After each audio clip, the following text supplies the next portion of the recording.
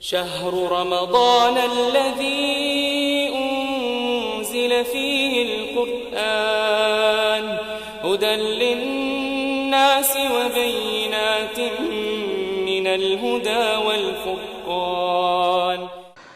اور تراویح کے تعلق سے کہ اگر کوئی گھر میں چھوٹا بچہ ہے لیکن اس کو قرآن کریم اچھا یاد ہے، اس نے زیادہ یاد کیا ہوا ہے، تو ایسے شخص کو امام بنا کر بھی نماز پڑھ سکتے ہیں، کوئی حرج نہیں.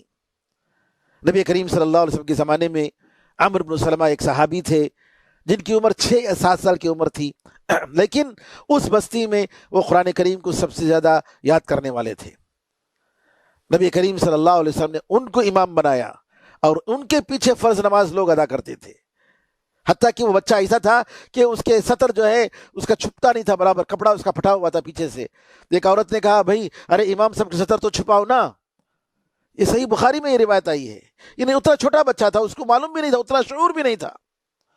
تو اگر تراویح کی نماز کے لیے آپ کے گھروں میں بچہ ہے، چھوٹا بچہ، اور وہ امامت کر سکتا ہے تو بالکل آپ کر سکتے ہیں، کوئی حرج نہیں ہے. اور اگر اسی طریقے سے قرآن کو ہاتھ میں رکھ کر قرآن دیکھ کر تراویح کی نماز پڑھ سکتے ہیں.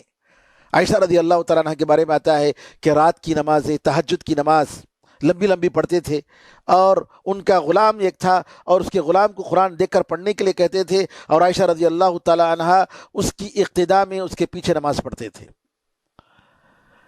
تو اگر آپ قرآن پڑھنا چاہتے ہیں دیکھ کر پڑھ سکتے ہیں، کوئی حرج نہیں ہے. اور جب قیام آپ کا ختم ہو، قرات ختم ہو، تو آپ رکھ دیں قرآن، اور پھر جب قیام دوبارہ شروع ہو تو قرآن اٹھا کر دیکھ کر پڑھ سکتے ہیں، اس میں کوئی حرج نہیں ہے.